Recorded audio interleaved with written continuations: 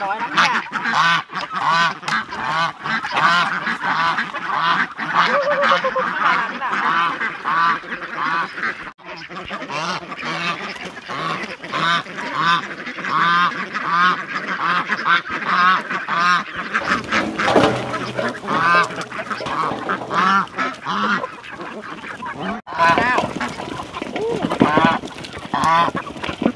Nhiều quá. Nào, ra đây. Đây. Đây. Này. Ăn đi. Đây.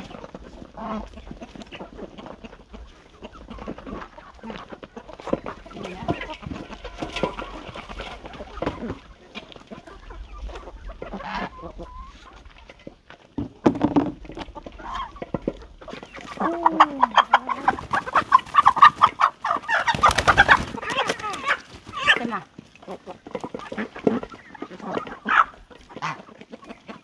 Đợt này gà ăn được con nào con đấy béo mũm mĩm. Chắc là con gà mái này đang đẻ trứng đấy. Này, ăn đi. Ăn đi.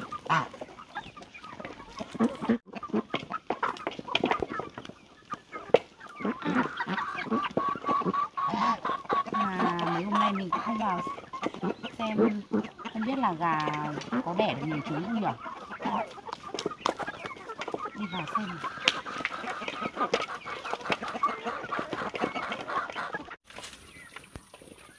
Ủa. 4, 6, 8. Gà đẻ nhiều thế nhỉ? Bên này xem nào. Ui, bên này cũng có này. Mấy ổ đẻ liền. Chắc là mình phải lấy rổ rồi nhặt bớt ra một ít.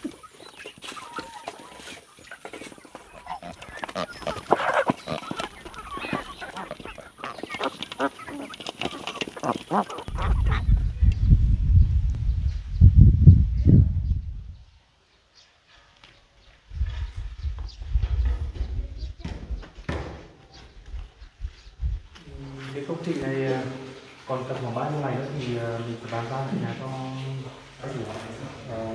Theo như kế hoạch ban đầu là khoảng tầm 20 ngày nữa. Công trình này chắc mình không bị chậm tiến độ đâu đúng không? Dạ vâng. Tiến độ thì các đối tượng bàn giao công trình nữa.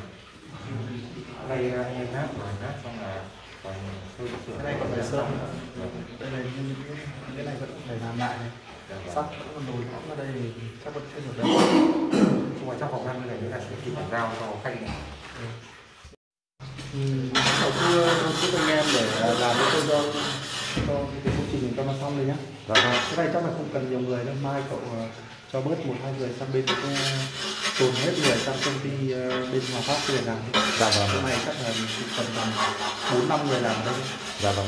Mai em chuyển bớt một số anh em sang. Chắc là cái nhôm chính ấy, chắc là em sợ là không kịp bàn giao để cho em làm. Cái trước cái toán báo này đang bị chậm cái đấy. Cái đấy khoảng bao nhiêu hôm nữa thì theo như tốc độ bây giờ thì tầm 3-4 hôm là cần, nhưng mà thì toán bảo chắc là không kịp giao. Nguyên công trình này ra hay là còn Công trình là 3 công trình chứ còn nguyên công trình này vì lấy thì thường là lấy gộp cả mấy công trình vào xong là chuyển dần, chứ mình không lấy cách giờ của công trình mình. Bây giờ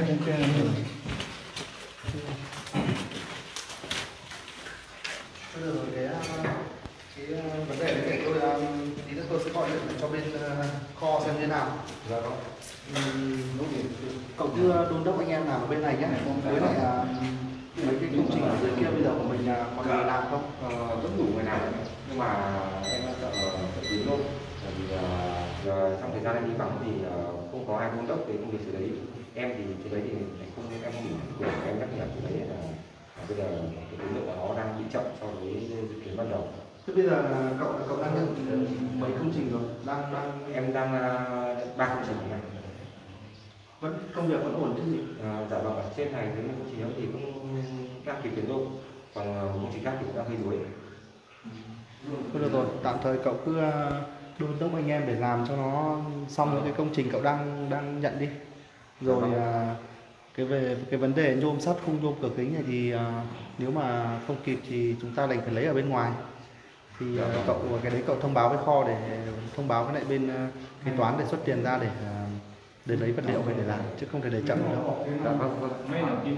Còn về nội thất, giường, tủ, kệ, các thứ bàn ghế thì mình có nhận được luôn không hay là chủ họ tự sắm sửa? Cái đấy thì là chủ họ tự sắm sửa nhé, mình chỉ nhận hoàn thiện nhà, còn nội thất thì mình không nhận. Hiện tại bây giờ còn mấy công trình kia là ở bên làm bên cạnh này đúng không? Dạ vâng, bên sẵn bên cạnh. Bây giờ cậu nào đang quản lý ở bên đấy? Như là anh Hưng hay sao anh? Thôi được rồi, thế thì cậu cứ ở đây nhé.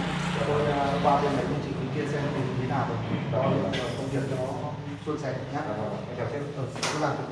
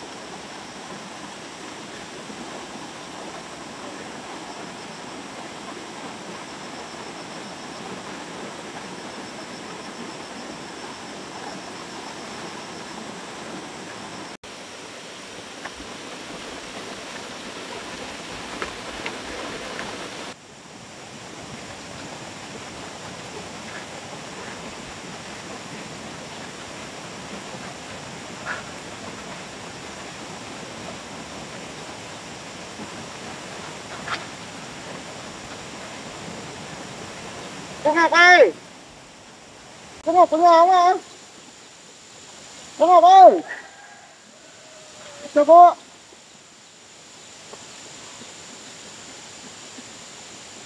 cán bộ ạ. Vâng, tôi đang làm gì đấy? Tôi đang chuẩn bị đi làm thôi ạ. Cán bộ đến đây có việc gì không ạ? Hôm nay tôi được nhận chỉ đạo của sếp đến đây là mời cô lên trên trụ sở để làm việc. Có việc gì quan trọng không ạ? Thông báo với cô là hiện tại chúng tôi đã bắt được bà Hoàng Thị Ngừng, tức là mẹ chồng của cô ấy. À thế ạ. Có gấp lắm không cán bộ? Có đấy, bây giờ chúng tôi cần mời cô lên luôn để hợp tác của chúng tôi để điều tra. Vậy cán bộ cứ vào nhà tôi ngồi uống nước chờ tôi một chút nhé. Để tôi vào tôi chuẩn bị đồ xong rồi chúng ta đi ạ. Bây giờ cũng rất là vội, bây giờ sếp của tôi cũng đang chờ cô để đến để giải quyết công việc, nên là nếu mà được thì cô cứ đi luôn, sắp xếp đồ xong đi luôn đi, chúng ta đi luôn, chứ tôi chắc tôi không xin phép, tôi không vào nhà nữa đâu. Vậy thế cán bộ đứng đây chờ tôi một tí nhá, tôi vào tôi lấy túi với lại lấy chiếc nón rồi chúng ta đi luôn ạ. Thế được rồi, thế cô cứ vào trong nhà đi. Dạ vâng. Ở đấy tôi chờ cũng được. Dạ vâng ạ.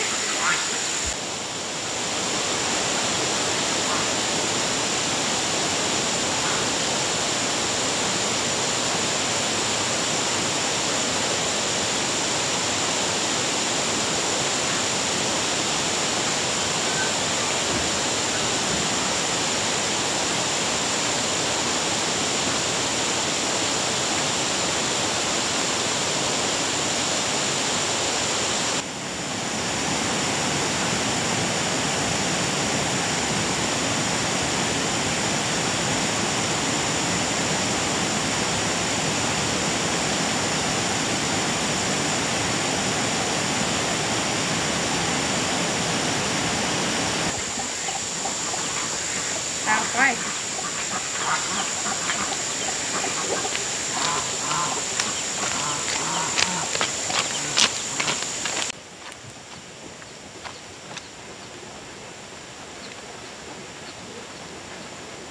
Xong rồi của các Chúng ta đi ăn đây.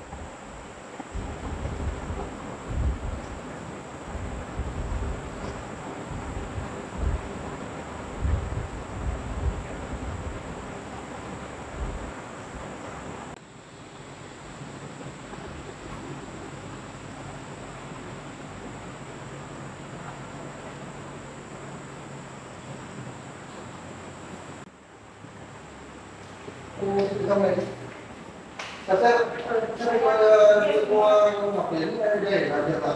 Nó chỉ lại xem không đến đây. Tôi có xin một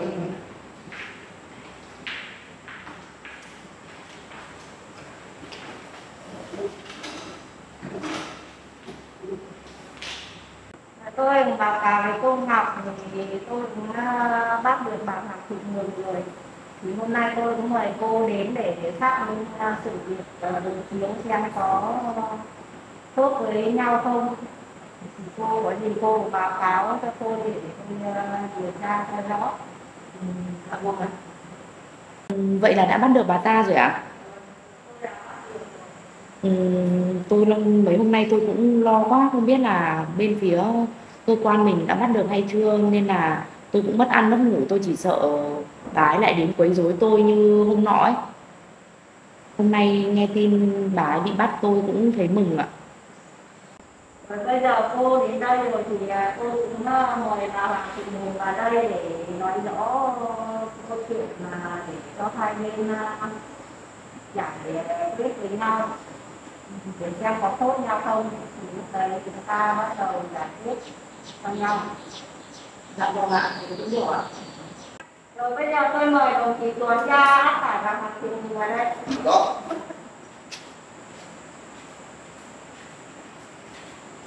Ông Ngọc cho tôi hỏi trước thì hôm nọ tôi cũng thấy có đồng chí đến đây báo cáo bảo là cô bà Hoàng Thị Mùi có đến nhà cô đốt nhà phải không? Báo cáo cán bộ là đúng rồi ạ. Bà ấy có đến rồi quấy rối tôi, nhưng mà lúc bà ấy đến thì tôi cũng không có nhà, hôm đấy tôi đi làm. Tôi đi làm về thì tôi thấy bà ấy đang đốt một bó đuốc to, đang định đốt nhà tôi, thì tôi cũng có xông vào rồi cả hai bên xô xát ạ. Thì tôi cũng có nói nếu mà bà còn cứ như vậy thì tôi sẽ báo chính quyền. Được một lúc sau thì bà ấy tự bỏ chạy ạ.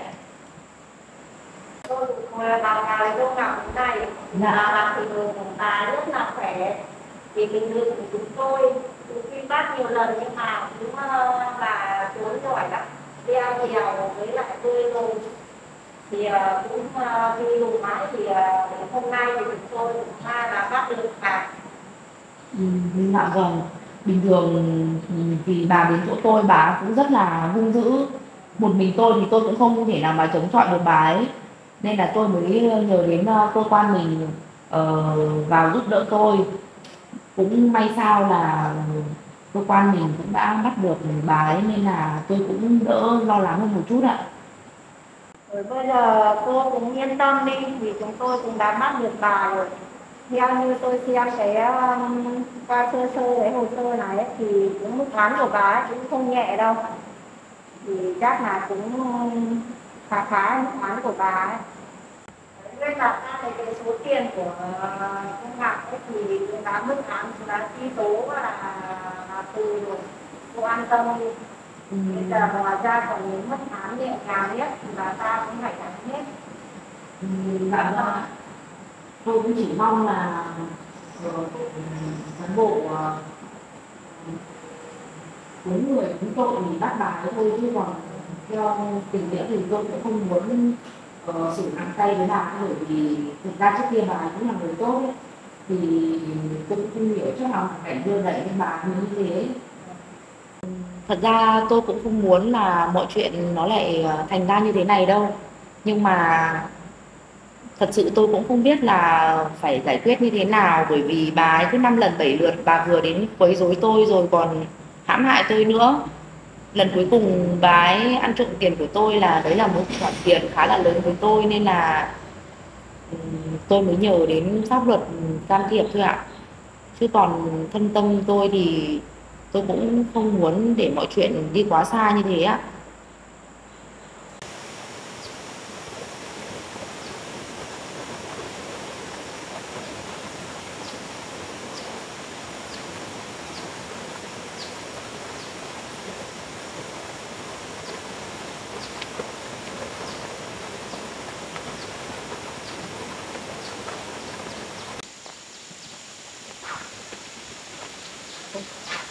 Thì cô ở nhà hay sao?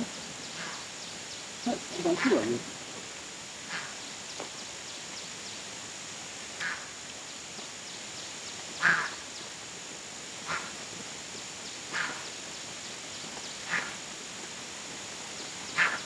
Ngọc ơi! Ngọc á! Cô đi vào ở đâu rồi? Ngọc ơi! Ngọc đi đâu hả Mực? Ngọc đi đâu mất rồi? Cô lại khóa cửa đi đâu rồi? Hả? Ở nhà trong nhà nhá.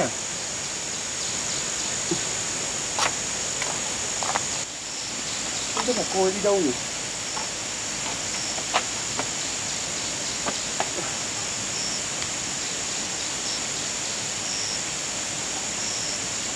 Chắc là cô đã đi thu hoạch ở đâu rồi.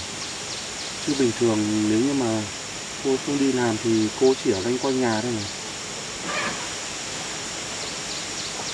Trời, sáng nay nó cũng mưa dâm dâm mưa, xong rồi là bây giờ lại thấy hừng hừng nắng lên một tí. Không biết là mấy giờ cô mới về nữa. Thôi, chắc là mình cứ ở đây chờ một chút xem có thấy cô ấy về không.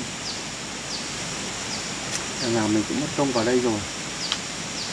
Nếu hôm nay mình cũng bận mình cũng không qua đây được.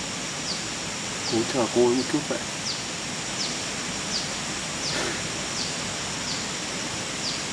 Mà không biết là mấy hôm nay công an họ làm việc đến đâu rồi. Tối hôm qua mình gọi điện mình bảo hỏi xem tình hình như nào mà gọi họ cũng không thấy nghe. Không biết mọi chuyện như thế nào rồi. Mà lúc này mình bận quá nên là cũng không hỏi thăm được xem tình hình như thế nào.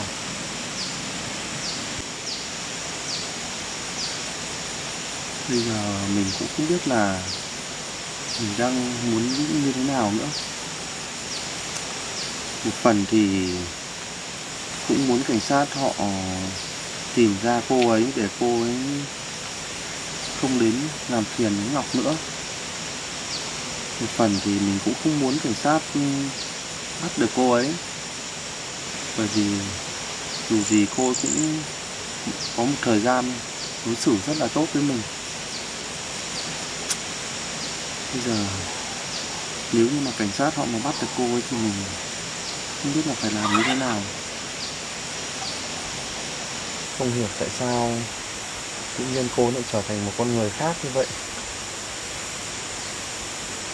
Nếu như mà cô ấy mà cứ như lúc đầu mới gặp mình thì có lẽ là mọi chuyện sẽ không đến mức độ như thế này. Bây giờ thì cô đã để mọi chuyện đi quá xa rồi.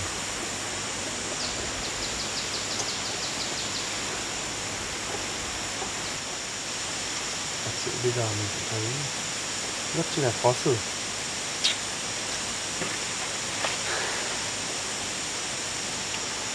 Không biết là phải giải quyết mọi chuyện như thế nào cho nó ổn thỏa nữa.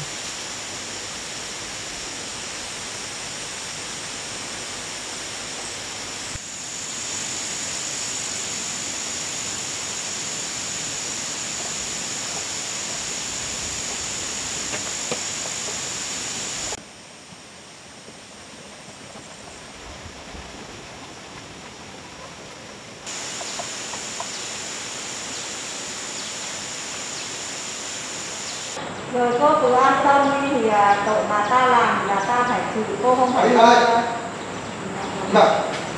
báo cáo sếp là bà đồng chí rồi. Đồng chí cho bà ta ngồi đây. Rồi đồng chí ơi, em phải làm việc để còn bà để đây tôi Rõ.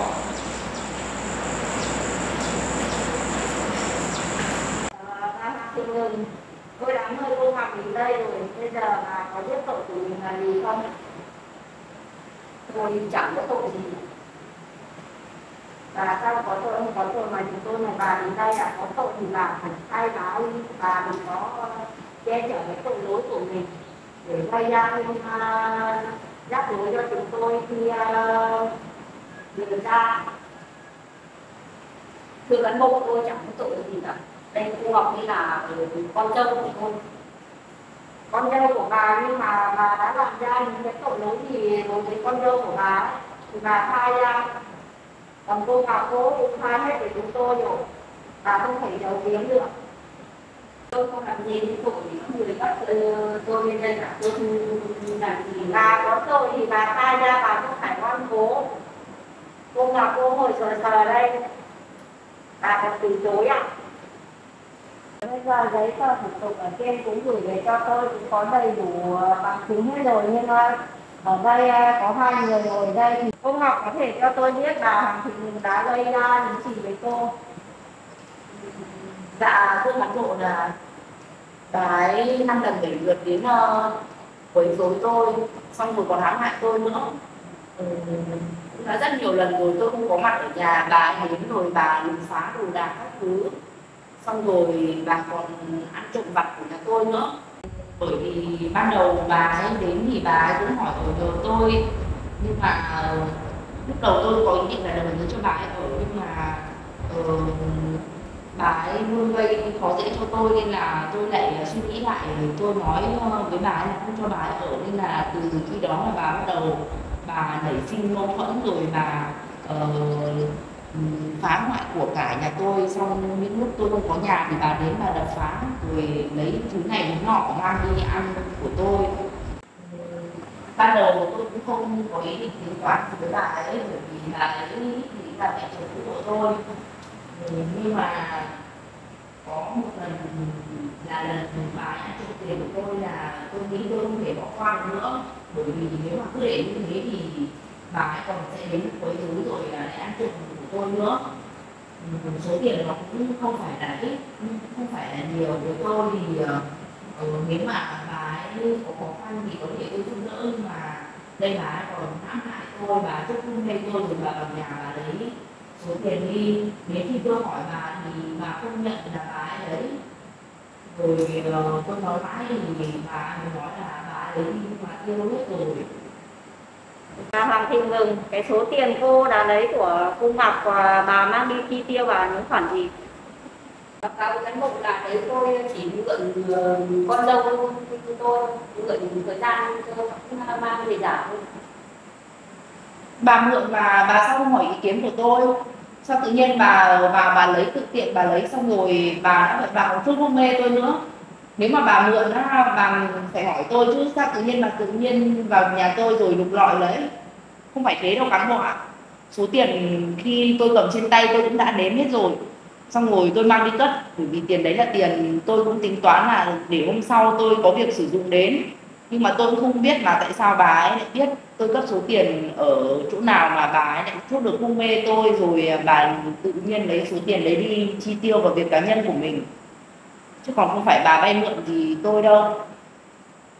Bà Hoàng Thị Mừng là đã tên rõ từ tiền không học quán gì chưa? Bà giải thích gì về cái cho cô Ngọc nói cho. Thưa cán bộ là tôi cũng hỏi con dâu tôi là vay mượn thật, nhưng mà ý là tôi cũng mang đi tiêu, nhưng mà tôi chưa kịp mang trả cho con dâu thôi. Đến đây tôi không ngờ là cô ấy lại đi báo cáo với cán bộ là sự việc nó lại xảy ra như thế, tôi không ngờ là như thế. Thưa cán bộ là tôi không hề cho bà ấy vay mượn một xu một cắc nào cả, mà bà cũng không hề hỏi tôi bảo là vay mượn bất cứ một khoản nào. Số tiền mà tôi dành dụm đấy là số tiền tôi dành dụm để sắm sửa đồ trong nhà, với lại tôi cũng đã dành dụm tích góp rất là lâu rồi mới có số tiền đấy. Với tôi số tiền đấy nó khá là lớn chứ không phải là nhỏ, mà bà tùy tiện bà lấy như thế. Bây giờ quay ra bà lại bảo là bà có hỏi vay mượn tôi, nhưng mà bà không hề vay mượn tôi một đồng một cắc nào đâu ạ. Bà Mừng, sao bà có tội mà bà cứ quanh co chối là thế nào? Bà gặp cảnh sát chúng tôi bà bảo không có tội, sao bà phải lẩn trốn làm gì? Thưa cán bộ là tôi cũng không biết lý do, tự nhiên công an đuổi tôi thì tôi tất nhiên tôi phải chạy rồi. Chạy bà có tội thì bà mới chạy, chứ nếu không có tội bà phải đứng lại giải thích với chúng tôi chứ, sao bà cứ lẩn trốn hết chỗ này sang chỗ kia? Có thú nhận là số tiền của cô Ngọc không?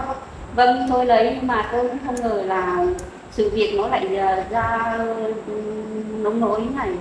Tôi lấy thì tôi cũng nghĩ là tôi lấy đi thì thời gian tôi sẽ lấy về trả cho cô Ngọc thôi. Trả cái gì mà trả? Bà xác định bà vay mượn thì bà phải hỏi làm sao, chứ bà tự dưng bà lấy thì bà còn dối cái à? Bà còn đến đốt nhà cô Ngọc, bà đến trả thù sao bà còn bị đầu mối đúng không? Thưa cán bộ đấy là tôi dọa cô Ngọc thôi. Rồi thì bà dọa kiểu thế à? Bà biết cái tội dọa như thế là như thế nào không? Đôi các cô không dám đôi, tôi chỉ dọa cô ấy thôi. Không thế nếu mà tôi không đến kịp thì chắc là nhà tôi cũng chẳng còn gì nữa. Bởi vì lúc đấy cũng chẳng có ai ở nhà cả, mà nếu mà tôi không xông vào cướp lại bó đuốc và đang đốt lửa trên tay thì chắc mà ở nhà tôi là cháy rụi hết rồi cán bộ ạ. Hoàng Thị Hường, bây giờ tất cả những sự việc bà đã gây ra cho cô Ngọc đều có trong hồ sơ hết rồi. Bây giờ tôi yêu cầu bà thành khẩn khai báo để được sự khoan hồng của pháp luật. Bà Hoàng Thị Hường nghe rõ chưa? Rõ. Vậy bây giờ bà hãy thành khẩn khai báo sự việc từ đầu bà đã gây ra cho cô Ngọc. Có làm được không? Dạ có ạ. Báo cáo với cán bộ là sự việc là như thế này. Trước đây là tôi là với cô Ngọc ấy là cũng là mẹ con, Ngọc là con dâu cũ của tôi. Do gia đình tôi gặp nhiều khó khăn thì một mình tôi nữa thì tôi cũng về nhờ cô Ngọc, thì là ở nhờ vài hôm nhưng mà cô ấy không cho ở. Thì đầu tiên thì cô cho ở thì là tôi cũng thấy ý là tôi cũng túng thiếu nữa, tôi nhìn thấy đồ của cô Ngọc ấy, tôi cũng lấy vài thứ để đi bán lấy tiền. Xong mãi về sau thì cô ấy phát hiện tôi lấy của cô ấy thì là cô không cho ở nữa. Thì tôi cũng bực mình, bởi vì là tôi trước là tôi với cô ấy là cũng là mẹ con với nhau, thì tôi nghĩ đến cái giai đoạn đấy thì giờ cô ấy thì là cô có nhà cao cửa rộng, tôi thì chẳng có nhà ở, thì đáng nhẽ cô ấy lại phải giúp đỡ tôi chứ. Thì cái lúc tôi khó khăn thì cô giúp đỡ tôi, chứ còn đến giờ phút đấy thì cô không cho tôi ở nữa thì tôi bức xúc, thì tôi mới làm cái việc như thế. Đến giờ phút này thì tôi cũng không nghĩ là cái việc xảy ra nghiêm trọng như thế này, thì cái lúc mà tôi cầm những số tiền thì tôi không thấy ai nấy, thì không lấy thì tôi cũng lấy thôi, không có đường sống nữa, bắt buộc tôi phải lấy của cô Ngọc. Thì bây giờ bà đã biết tội của bà chưa, bà Hoàng Thị Hường? Dạ tôi biết tội rồi, là cán bộ hồ sơ theo đánh thế, bởi vì tôi cũng do hoàn cảnh khó khăn tôi phải làm như thế nào. Thế từ ban đầu bà cứ khai báo với chúng tôi từ đầu thì cuối, xem bà cứ vòng vo làm gì.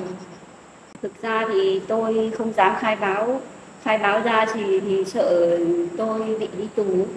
Bà cứ tưởng chúng tôi không biết gì ạ? Chúng tôi cũng điều tra hết rồi. Mà bà đến đây mà bà còn vòng vo. Tất cả những gì tôi làm thì tôi đã khai báo rồi, mong cán bộ xem xét cho tôi ạ. Bây giờ bà khai báo hết rồi thì bà tạm thời về phòng giam để chúng tôi xem xét sau. Đồng chí á, hôm nay về cho bà Hường về phòng tạm giam như nào? Bà đưa bà đi vào phòng tạm giam không? Vâng. Bà đi thôi. Đi. Còn mọi việc như nào thì chúng tôi sẽ xem xét cho bà.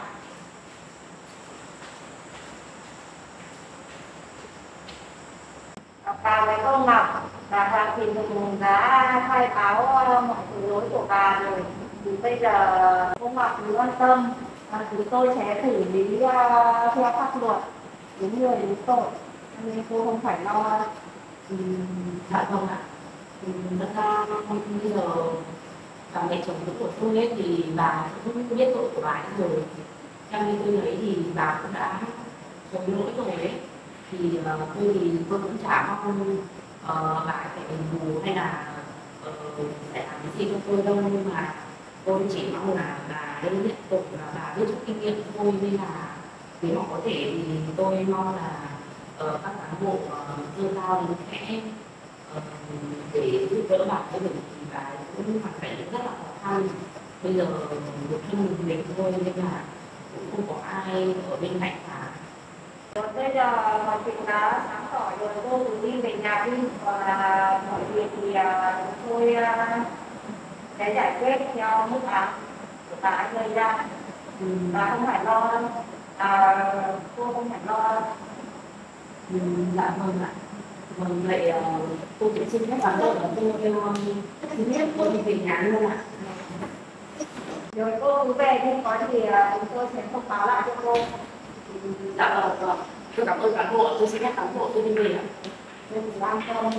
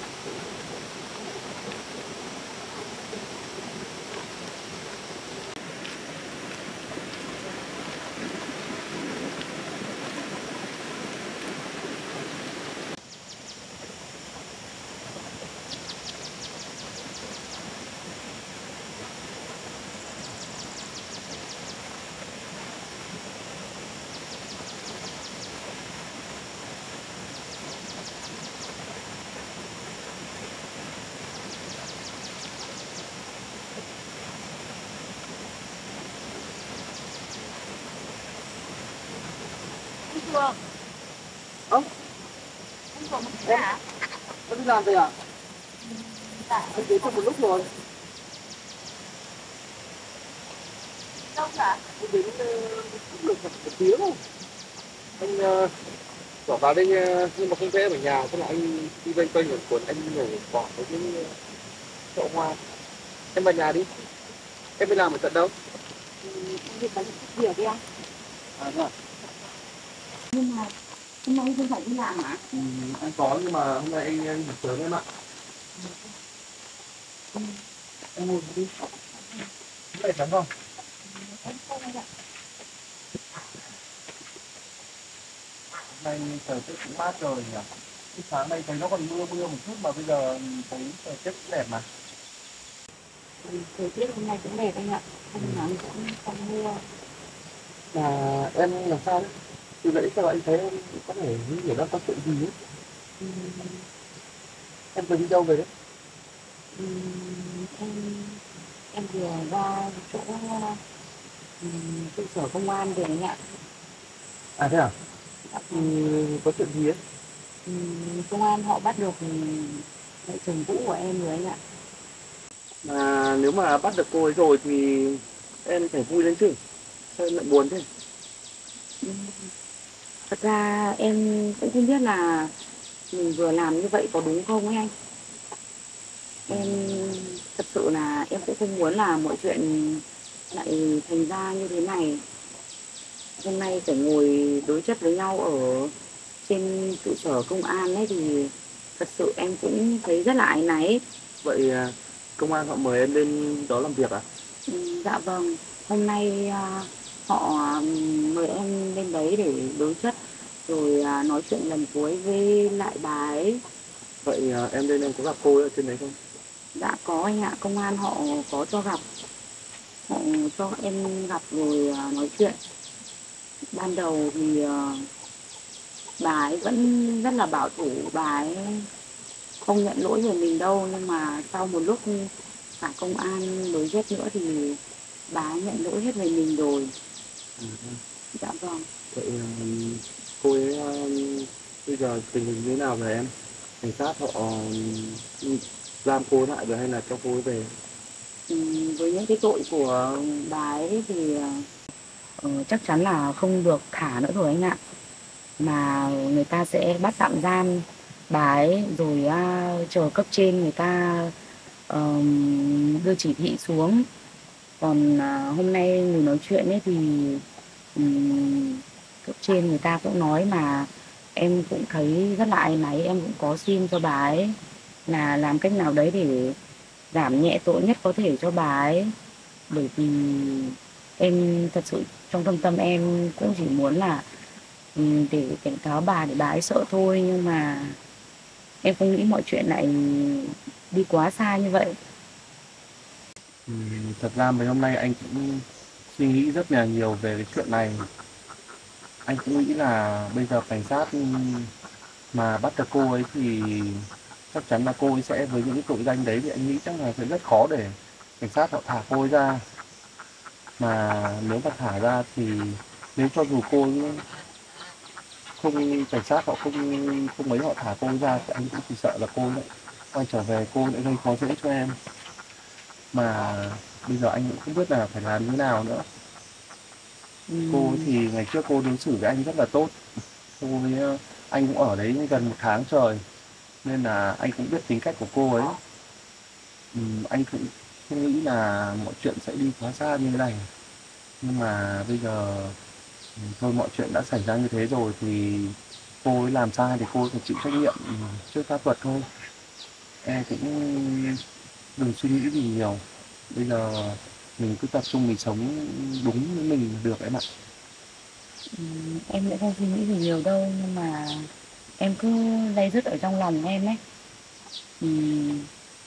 Bây giờ thật ra hoàn cảnh của bà ấy cũng rất là khổ. Bây giờ một thân một mình mà bây giờ bị tạm giam như thế cũng không có ai lo liệu cho cả. Tự nhiên bà ấy rơi vào những chuyện như thế này, thật sự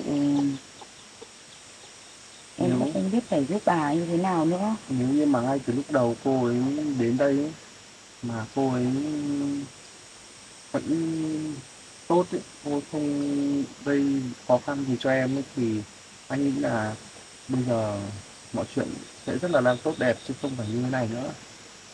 Nên là thôi kệ đi em ạ. Ừm, Chuyện gì đến rồi nó sẽ đến thôi. Cô ấy sẽ phải chịu trách nhiệm với những gì cô ấy đã gây ra.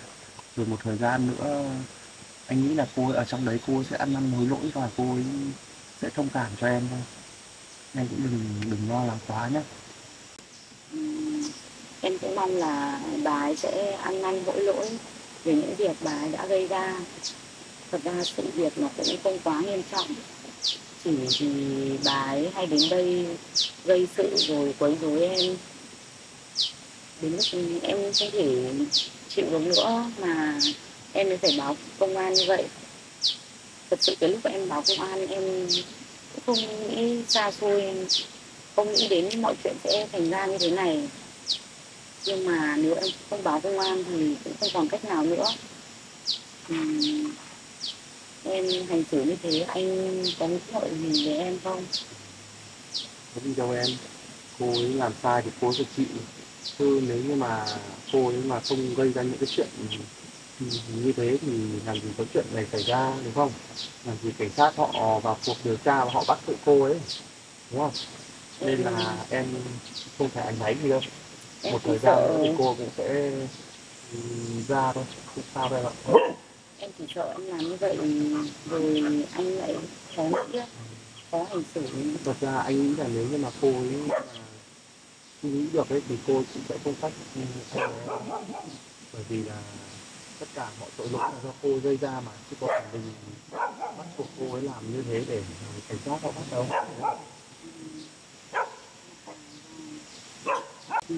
Vậy anh nói vậy là em cũng thấy an tâm rồi.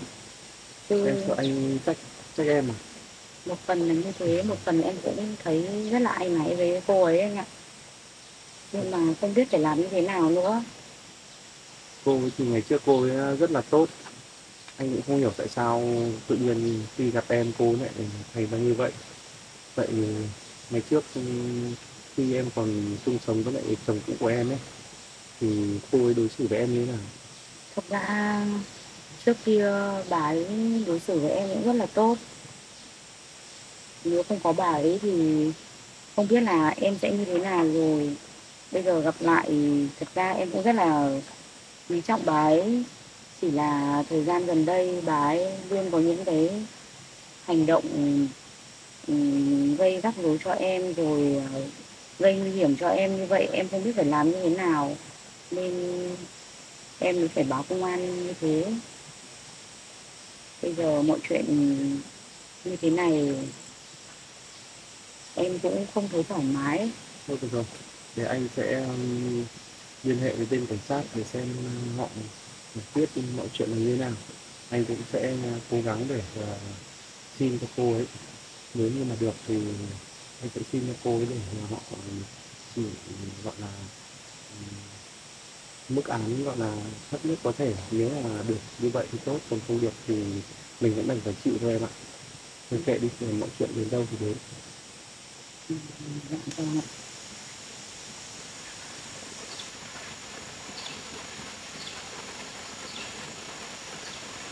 Em thì suy nghĩ nhiều nữa. Sao em ạ, mọi chuyện sóng gió đã qua rồi. Bây giờ mình sẽ cố gắng chấm dứt em nhé.